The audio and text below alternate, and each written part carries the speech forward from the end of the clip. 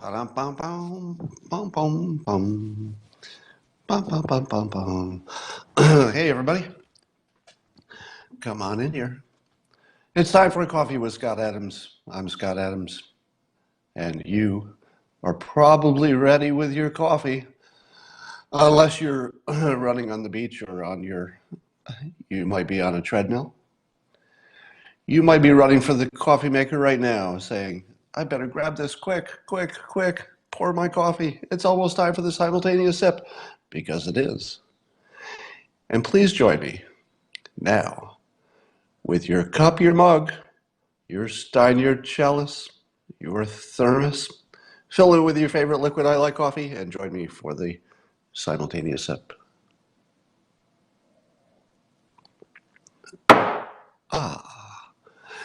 So let's talk about the news in no particular order. So there was a headline that caught my attention on CNN, and it was a conversation between two of the CNN hosts, Don Lemon, Chris Cuomo, and the headline was, if you want Trump out, vote him out. I think this is from their conversation after the show maybe 2 days ago. So this is a headline in CNN from the two hosts. If you want Trump out, vote him out. Isn't that a weird headline for a news organization? Because it's not talking about other people. It's not even news about anything outside of CNN. So it's Chris Cuomo and Don Lemon talking to each other, two CNN hosts, and then they say, well, if you want Trump out, here's the way to do it. Does that sound unbiased to you? Now, what kind of news organization starts with, well, if you want to get rid of the president, let me tell you how. Here's the best way to do it. I know you want to use the impeachment, but let's just use the voting thing because I got you back. We'll make sure that people vote for the other side. That's not even trying. That's not even trying to be objective, but I guess nobody's surprised. You were, of course, many of you are following the saga of my attempts, and Joel Pollack is attempting as well, to get CNN's attention, to see if they'll stop reporting the fake news, the worst fake news maybe of the century. I don't know. I was wondering if is the Charlottesville fine people hoax the best hoax of the century? I'd like to see if anybody else has a better suggestion. And I'll tell you what I might do. Maybe we should run some kind of a poll. I think I'll run a Twitter poll right after this. And I'll ask people what they think was the best hoax of the whole century. In my mind, the Charlottesville fine people hoax might be the best one. Well, the Russian hoax, yeah, the Russian hoax might be the best one. Gosh, there are a lot of choices, aren't there? Can you think of any hoaxes prior to the current political situation? Gulf of Tonkin, maybe? Yeah, WMDs in Iraq? Yeah, I guess that still wins, right? But the WMDs in Iraq was more about just being wrong. And there are slight differences in the fake news. Some fake news, people are just wrong. They just have the wrong answer. Some fake news is intentional. For example, I would say that the Russia collusion fake news is just intentional. In other words, the news organizations, in my opinion, I'm not inside their heads, but what it looks like is the anti-Trump news organizations knew that they didn't have anything, but they, for profit reasons, shaded it like there's probably something there. So I would say in that case, that was a conscious decision by lots of different people who knew what their self-interest was and sold the Russian collusion, or a little oversold it, but they knew what they were doing. They knew why. They knew it wasn't true, didn't follow the facts, but they were willing to go with it anyway. Whereas, here's my hypothesis about the Charlottesville fine people hoax. If there's anybody new joining us, the news often reports that Trump was talking about the neo-Nazis when he said there were fine people in Charlottesville. But if you look at his actual quote, he specifically exempts them from that. He talks about them specifically and says they're not part of the fine people. And that part is just not reported, so they report it like he was calling racist fine people. So I've looked into this a little bit, and based on my insider knowledge, if you will, of CNN, here's my best guess. I believe that they and many of the citizens have an actual false memory, which is a little different from normal fake news and more interesting, really. A false memory is sort of like people who were sure that Nelson Mandela was dead because they remember it, or people who are sure that some other celebrity died because they remember it specifically, but it never happened. So there are other things like that where people remember very specifically a thing that didn't happen. And I think that what is happening with the CNN's continued reporting of the fake news, that they actually believe it happened. So my best hypothesis, and I've got some pretty strong backing for this, don't ask me how, but my hypothesis is that CNN actually believes it, and they believe it because they actually remember it, even though it didn't happen. Because when you talk to the folks on social media, the most common thing that you hear from them when you say that it's fake news and that it's a hoax, the most common response is, "I heard it with my own ears." And then you show them the actual quote, and they can see with their own eyes that what they heard with their own ears, or they think they remember hearing with their own ears, didn't happen. So there are a whole bunch of people who have an actual memory of an event that never happened, and you can know for sure. Let me ask you this. In your personal life, since the dawn of text messaging, all right, so only since text messaging became part of our natural fabric of life, how many times have you had this experience? You're having a conversation, usually with a loved one, might be a family member, and one of you makes a claim of something that happened or did not ever happen. In other words, you're texting back and forth, and one of you says, "But you said you were going to throw me a birthday party tomorrow." Whatever the claim is, it doesn't matter. And the other person says, "No, that never happened." And then you look back through the text messages, and you find out for sure. And you find out that one of you had a false memory. How many times since the dawn of text messaging have you personally had the experience of having a false memory that you could prove to yourself beyond a doubt you had a false memory because you could go back in the text message and actually see very clearly that you remembered something backwards? Twice this week to me. Just this week. I think 2 times this week I've had the experience where somebody went back in a text message and found something that they remembered very specifically that just never happened. Now, before text messaging, yeah, so you can see in the text, you can see in the comments here how many people have had that. Before the dawn of text messaging, how would you have solved that conundrum where there's the two of you and you have completely different memories? Somebody said women do it routinely. It's not just women. If you think it's just women, you have an additional cognitive thing you need to work through. Because let me back up and put it this way. I often think that the way you can understand where people are in their journey to greater awareness is the people who say, I'm right and you're wrong, probably are at the lowest level of awareness. The people who say we both might be wrong are at a higher level of awareness. So I always keep that in mind. So anybody who's 100% sure the other side is 100% wrong are probably operating at the lowest level of understanding of just how the world works. Um, so one of the things I told you is that our understanding of our place in reality would change fairly quickly and in the age of Trump. And one of the things that's changing is our understanding of false memories. Now, it's always been a thing for, I don't know, my whole life. I've been seeing stories about false memories, and I've been hearing this great story of a false memory, and every once in a while there'll be a big story about a false memory. But here's what's different.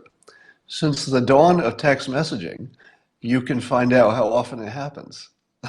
You couldn't know before. Before, if a scientist came on and said, hey, false memories are common, what would you as an audience member say? Yeah, I'm sure they're common for other people. I don't have any false memories, but I'm pretty sure other people are having those false memories all over the place. Look at those other people. Man, I guess the problem is other people are stupid. That would have been a perfectly reasonable conclusion 20 years ago. 20 years ago, if you were supplied with many examples of people who had false memories, you'd say, ha ha ha, those idiots. But now you have text messaging. So you've had the experience over and over, and email too. You've had the experience of proving to yourself that your memory can be opposite. And once you learn that your memories are often false as well, your understanding of reality changes. Now, so my assumption about CNN is that the reason their reporting is so sticky on the fine people thing is not because they think it's a clever political ploy. You know, it's good for their side politically, for sure, but that's not probably not the base problem. The base problem seems to be that they remember something that didn't happen. Now, when you show them the actual transcript, I have no idea what happens in their heads.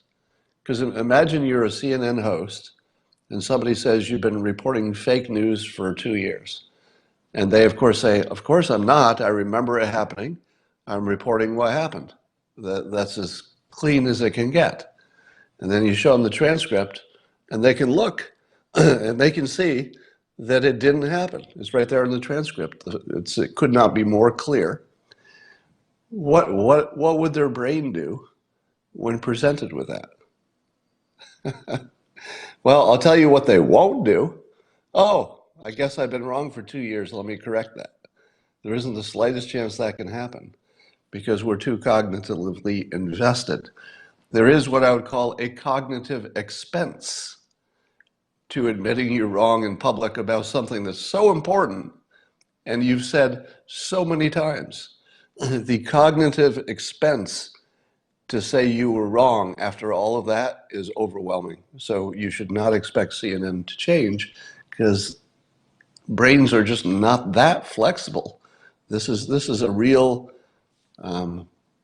scientific phenomenon. And I think that someday there will be scientific papers written about how people could be so wrong about their memories on the fine people stuff. All right, enough about that.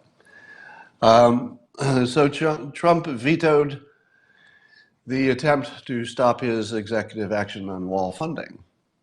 I'm going to call this a huge win for the president, even if the Supreme Court knocks it down, which I think they won't. My guess is that they won't knock it down. They might, but he wins either way. And here's why. So remember that the controversial part is that he was, I think my point is he still has budget to build a wall either way. So he'll start building some wall no matter what. If the Supreme Court says, oh, this part of that funding you can't have, he'll still be on his way to building wall. He's still got the budget request for the following years. There's plenty to fight about. The CNN website report is where the dossier, I don't know what that's about.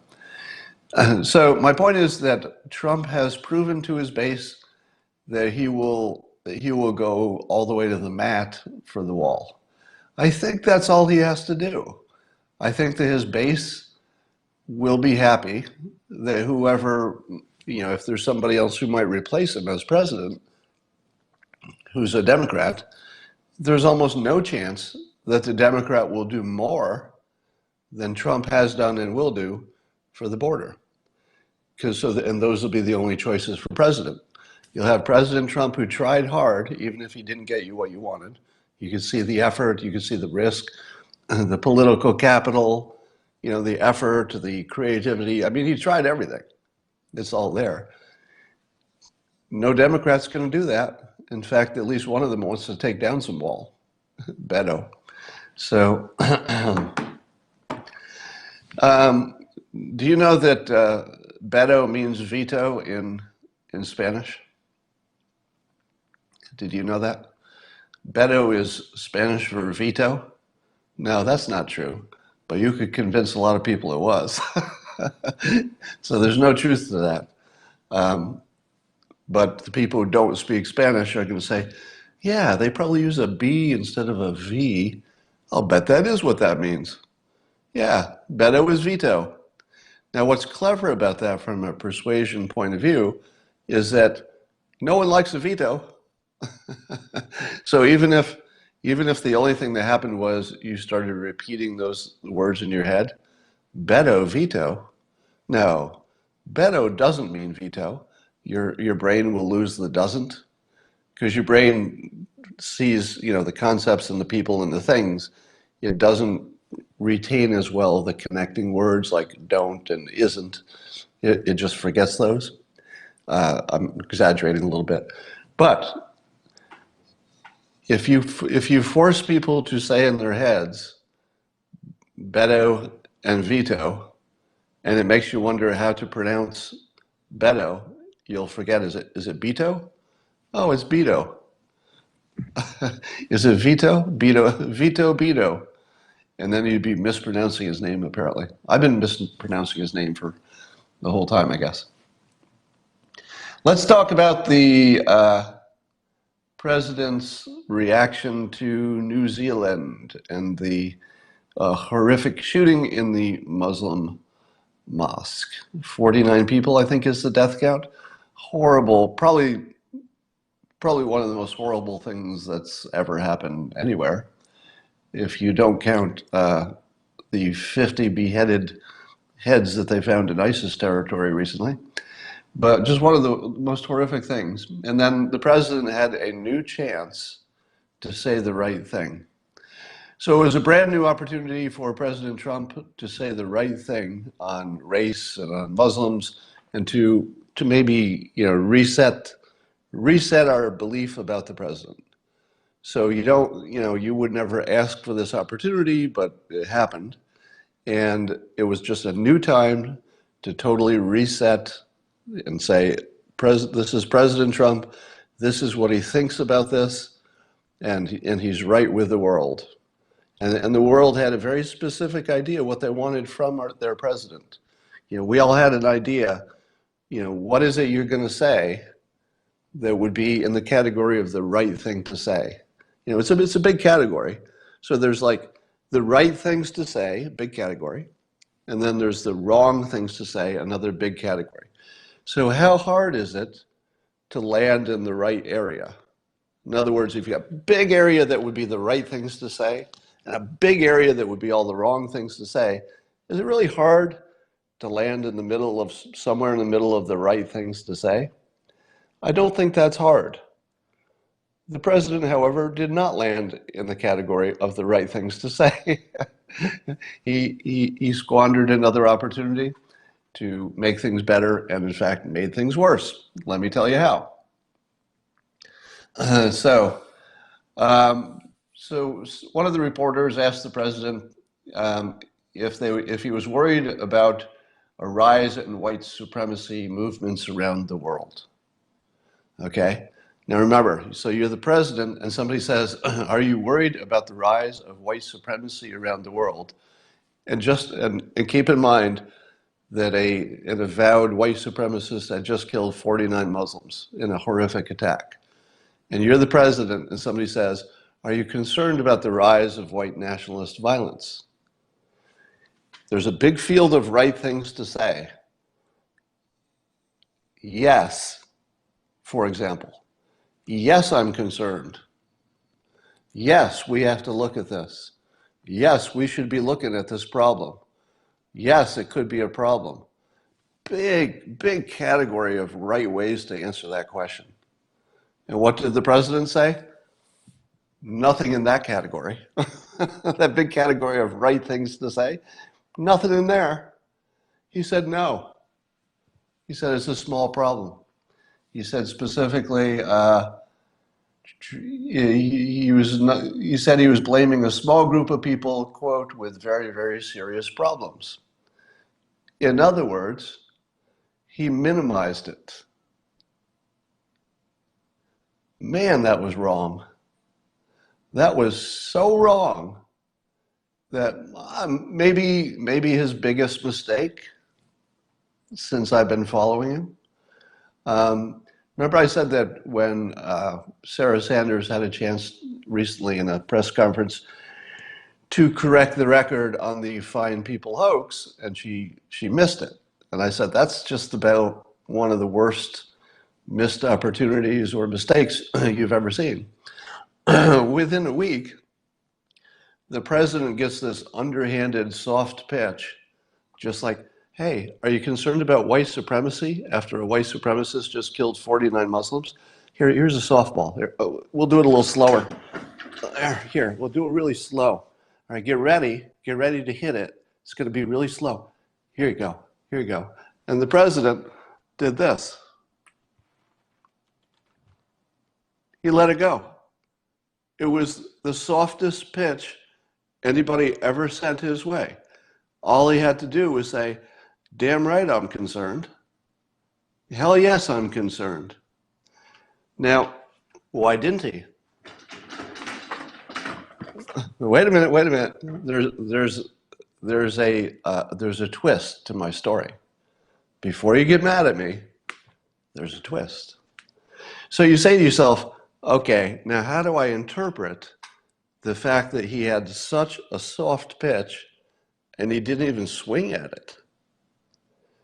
One interpretation is he loves those white nationalists. Maybe he's one of them. Maybe he doesn't want to make them mad.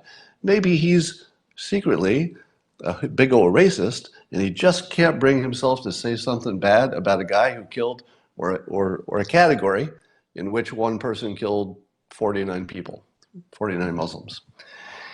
So it plays into the worst thing you could think about him.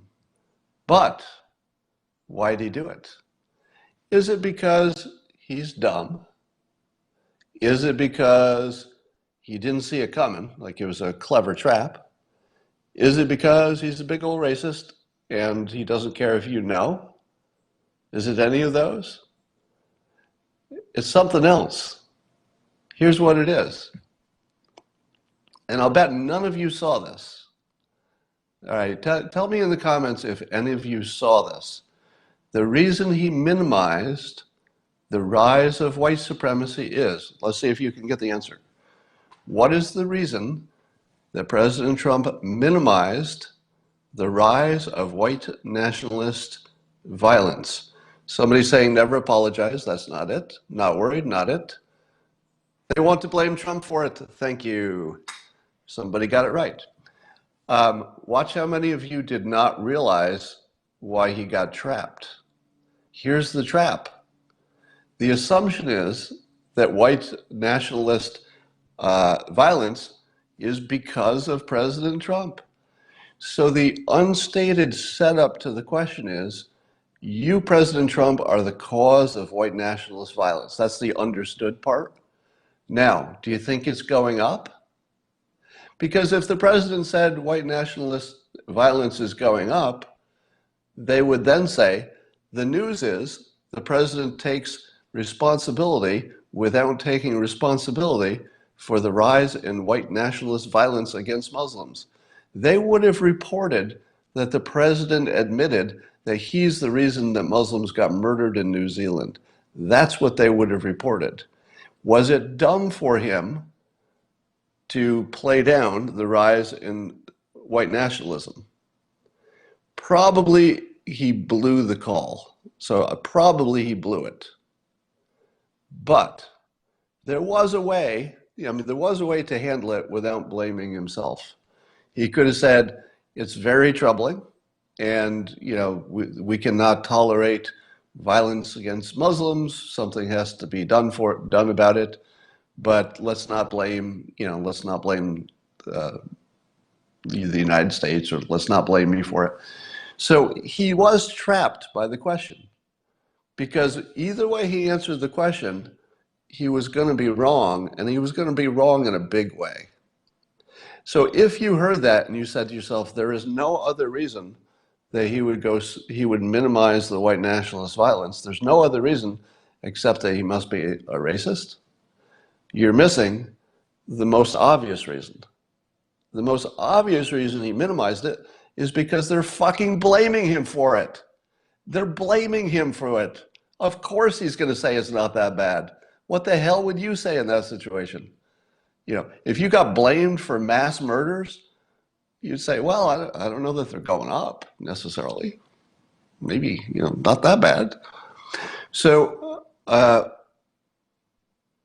bottom line on that is that he completely blew it on that question, and you can't be happy about that. But don't believe that was a simple question. That was a question that he was going to get hammered either way.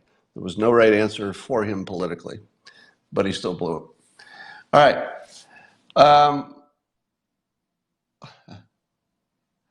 Let's see. Yeah, I was going to say something I don't want to say. There's a trend I just saw in the news toward honeymooning alone. Have you heard that? They use the honeymooning alone headline just to make the story sound interesting, but the larger story was couples who are traveling or vacationing alone. So there's a growing trend toward people traveling alone, even if they have a partner. And the idea is that people don't like to go to the same places. They don't like to do the same stuff. And this is part of a larger problem, which has to do with the amount of choice we have in this country. So if you went back a couple hundred years and you said, okay, it's 7 o'clock at night, and we don't have electricity, and we're living on the farm, there weren't many things to do. So the family would probably look at each other and say, what do you want to do? And they'd say, I don't know. How about somebody hum and the rest of us will square dance or something? And everybody goes, well, I don't have a smartphone. I don't have a radio. I don't have a TV. I don't have a better idea. So somebody hum and the rest of us will square dance. And then the family's like, don't. They're square dancing away. And suddenly they're busy and they're having a good time, etc. Because they had no other choices. There was just nothing else to do. Fast forward to modern times. I have a million choices of things to do with my time. Just on my phone alone, I've got unlimited, like literally infinite things I can do just in the thing in my pocket. Not to mention my other sources of entertainment, the places I can go, the people I can see. So I've developed very specific preferences about the food I want to eat, the movies I want to see, the entertainment I want to consume, etc. So if you put any two people in the same room and you say, all right, you two, decide what you want to do with each other. It's not easy anymore. Try to find two people in the world who want to watch the same TV show or the same movie at the same time. Now you can find people who want to watch the same movie, but try to find them that they want to watch it at the same time. It's not easy anymore. Try to take anybody out to eat. If you've just met, it's easy because you don't try to get too picky the first time you go out to lunch. So let's say you're having a lunch meeting with some associate. That's easy. You just say, oh, meet me at the Italian place because everybody eats Italian. It's just easy. But if you're a couple, you never want to eat at the same place at the same time. You might both like sushi. You might both like Italian food. You might both like Chinese food. But do you want it at the same time? Never. So what's happened is we've created a world with so many choices that we've become very picky about what we do and when. And then you throw two people together and you say, all right, the rule is that you have to do something together because you're a couple. Couples do things together. What do you want to do? And you can't find things that people want to do together anymore. It becomes almost impossible to be a couple and also do things together. Let me ask you this. How do you, I want your relationship advice. Let's say you're a couple. Doesn't matter if you're married, living together, whatever, but you have to be in the same household. And you think to yourself, let's say it's a weekend or whatever, and you think to yourself, I think I would like to go do something with my spouse. So you go find your spouse, and what is your spouse doing when you find them? Well, in every case, your spouse is not just sitting there. Nobody in a couple is just sitting there thinking, I hope somebody comes and asks me what I'm doing, because then we can make some plans and we'll do something. They're always doing something. So you find your spouse, and your spouse is, let's say, cleaning the garage. And you say, hey, do you want to go for a drive? And your spouse says, yeah, sure, that'd be great. As soon as I finish the garage. Well, how long will that take? Well, I don't know. So you say, come find me when you're done with the garage. So the person cleans the garage and goes and finds you and says, hey, I'm done with the garage. Let's go for a drive. What does the spouse say? Well, I just started watching this show. How about after the show? And then the other one says, I don't want to watch that show, so I think I'll go run a chore. And then the TV show's done, and then you go, all right, where are you? I'm done with my TV show, let's do something. And you realize your spouse is at the store. So you wait for them to come back to the store, but since then you've started dinner. So you can't drop what you're doing because you've already started boiling. But you see where I'm going, right? In my experience, two people can almost never be on the same page because somebody is always doing something and they need to finish it. And by the time, and you're not just going to wait. So you end up doing something and then, etc. Do you have this problem? Shooting is great to do together. Yeah, that actually is a good thing to do together. No, it's not. This is not an issue about me and my relationship. This is an issue about every relationship and every person. It's a generic. Oh, the point is that being a couple is far harder than it ever was before. Because before it was, you didn't have options. Like if you got married, it'd probably be hard to find somebody else to marry anyway. So you might as well stick with what you got. Today, you've got the internet, you could find, other options, etc. And there's too many choices. So it's hard to be a couple. That's all I'm saying. All right. Let's see. What else is happening? Oh, so the Beto news, Beto O'Rourke, is that apparently he was a member of a hackers group when he was 18 and under, a teenager. And the hackers, of course, can do illegal things, but not necessarily. So hacking doesn't necessarily mean you're doing illegal things, but probably. So, and then I guess he admitted that he was part of the hacker group because he could unlock features of games, he could break games. So basically, we know that when he was a teenager, he was a professional thief of intellectual property. So Beto has acknowledged that he was actually a thief because he stole intellectual property. Now, here's the interesting thing about that. Everybody knows that, people of a certain age probably downloaded some music or stole some games or whatever. It's so universal that you would just assume anybody in an age group probably did a little bit. But Suppose you're trying to be a Democrat. And to be a Democrat means that you have to be okay with Hollywood. Is Hollywood okay supporting somebody who was a professional thief of Hollywood material? So if your job, he was basically, a uh, serial thief of Hollywood property. Now I say Hollywood just to stand in for entertainment. It may have been more video games, but it's all intellectual property. And he was acknowledged to be a thief of intellectual property. Now, of course, everybody in his age group, most of them anyway, are in that same category. But because he's famous for it, you have to wonder. Now, the other thing is that I guess his hacker name was psychedelic something, warrior.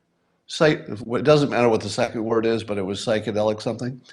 And so somebody said, I wonder if he's ever dropped acid. Let me tell you something. Let me ask you, if you've seen Beto, has he done hallucinogenics? Has Beto O'Rourke ever done LSD or other hallucinogenics? Go. Anybody who's ever done hallucinogenics will have an advantage in answering this question. What do you think? Do you think he's done hallucinogenics? I'm going to say, if there's anything I could ever bet on, that I would make a large bet, I would say yes. Now, if you think this is going to be a criticism, well, you're wrong. I'm not. It would not be a criticism. And in fact, I might even prefer it. It might be a plus. Let me tell you why I feel. This is why I feel he's done hallucinogenics. Maybe you could say in the comments. What evidence do you have that he's done hallucinogenics? Now, some of it might be just the way he talks, right? So he's got sort of a surfer, skateboarder kind of a way that he talks. And so that alone would make you biased toward thinking, oh, well, he's done some hallucinogenics. I'll tell you what tells me he's done hallucinogenics. What tells me is that he doesn't seem to see the barriers that other people see about himself. That's always the tell. So here's the tell for somebody who's done hallucinogenics. They think their barriers are artificial. Think about it. The people who think that the barriers on their own success are artificial, meaning that he can break through them, and in this case, he could become a president with a very light resume. Now, do you think that Beto thinks he could become president of the United States with such a weak resume? Yeah, he does. He totally does. He totally thinks that he could be president of the United States with a weak resume and his lankiness and his weirdness and everything like that. And you know what? He's not entirely wrong. So that one of the tells for somebody who's experienced hallucinogens is that they see the world around them as somewhat artificial, meaning that they know it's a construct of their own mind. Once you realize that your experience is to a large extent a construct of your own mind, then you can start removing barriers. So you can say to yourself, yes, it does seem in the normal world that it would be impossible for me to become the president of the United States with my resume. But I've taken hallucinogens, and I know that this barrier I'm looking at just right in front of me, I mean, it's as obvious as anything. What could be more obvious than you can't become president of the United States if you don't have a good resume? That's pretty obvious, right? Not if you've done hallucinogens, it's not obvious, meaning that you can see more possibilities.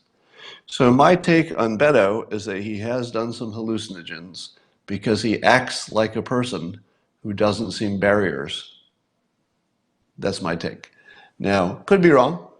Could be wrong about anything. Let me tell you how weird my world is. Let's call this the Candace Owens effect. I'm going to give this a name because, you know, any kind of effect always has a name. I like to put a famous name on this. I'm going to call it the Candace Owens effect. And the way that goes is that you think you're a person who talks about the news, and then you just become the news. So the New Zealand shooter had this long, what do you call it? The document he read. What do you call it? Manifesto. So the New Zealand shooter wrote a manifesto in which he mentioned Candace Owens, among other things. And I'm thinking, poor Candace Owens.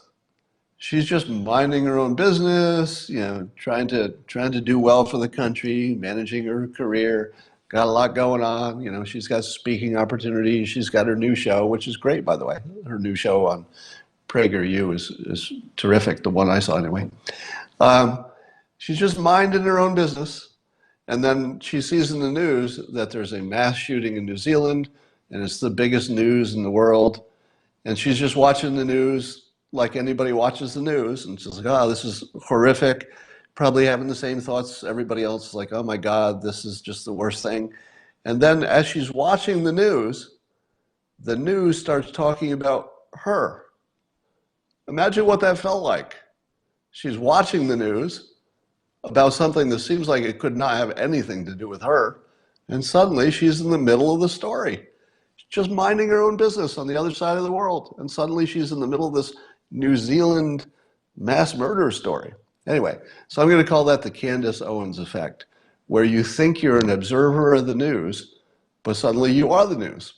And how many times have you seen that happen with me? I will talk about the news, and then I get sucked into the story because I said something that was either interesting or quotable or whatever. So I had a version of that today. There's in the climate change conversation, one of the big names on the, I don't want to call him the skeptical side because that's not quite what his deal is, but you've heard of Bjorn Lomborg. He talks about the economics and the risk management of climate change. So he's not criticizing climate change on the scientific part. So he's not saying that your science is wrong. He's saying that your own estimates, science, are for not much of a problem, you know, which is a point I made, which is why I've tweeted him before. And so when I watch the story about climate, I'm looking at these names of peoples and then I start talking about it. But I opened my Twitter this morning and I've got a message from Bjorn Lomborg. So I think I'm just watching the news, and then Bjorn Lomborg sends me a personal message. And I'm thinking, well, how the hell is it? I'm in this weird world where I think I'm an observer, but then I'm somehow sucked into the story. Now, in this case, it was in a very minor way. He wrote a tweet thread, which I just tweeted. And his tweet thread was in response to the children who left school and went on a school strike to protest not enough action on climate change. And it's a long thread in which he's making the case that the real risk, if you're just talking about risk management, is way overblown. That they're just doing the numbers wrong, and it's pretty obvious to see that. And when I say they're doing the numbers wrong, I mean the way it's reported. So if you take the IPCC's own estimate of how bad things are going to be, if you just hear the news report it, you say, my God, that sounds bad, the way you reported it. But if you actually look at the IPCC's numbers, what it forgets is that the standard of living increases no matter what. I mean, it's pretty guaranteed because it's been going on forever. But the human experience just gets better and better. And even if there's a part of it that is getting worse, it's going to be dwarfed by how much better things are. And the classic example of that is that the human deaths from things like floods and hurricanes and natural disasters used to be sky high because you couldn't see them coming. You had bad structures, and there wasn't time to get out, and you just got hit, and thousands of people are dead from the hurricane in the old days. But now we have warning, we have better buildings, we have better roads, we have transportation, and so people just get out. And likewise, if you get injured, the odds of dying from your injuries are now lower because we have good health care, et cetera. So if you look at the graph of people who died from natural disasters, it used to be sky high, and it's gone sharply down every year. So right now we have the lowest risk of dying in a natural disaster of all of humanity. Like way, way lower. It's not even close. It used to be way up here, and now it's way down here. My one criticism with Bjorn is that I don't feel like he gives enough attention to the other side's best points. So you always have to be suspicious if somebody is attacking the weak points and not the strong points. So the weakest point of the climate crisis, if you will, the weakest argument is that they've done a good job of calculating what the economics will be in 100 years. Right? That's a terrible argument. Hey, we know what the economy will be doing in regards to climate change for the next 100 years. That's a weak argument because nobody can make that kind of an estimate. It doesn't account for technological change. It's just a ridiculous argument. So Bjorn mostly goes after the ridiculous part of their argument. But there's another part of the argument that I haven't seen him go after, and that would make sense because that's not his domain.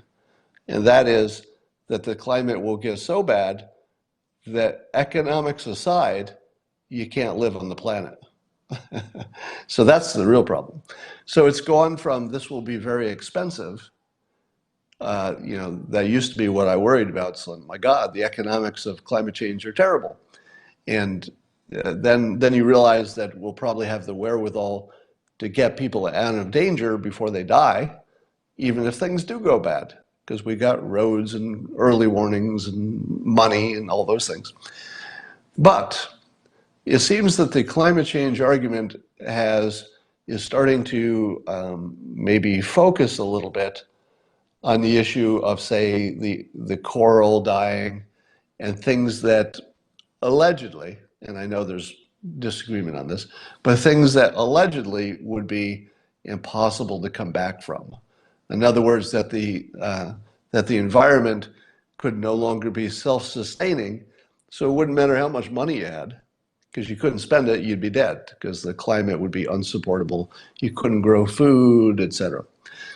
So I don't know how likely it is that those things will happen. My sense of it is that's a pretty low risk.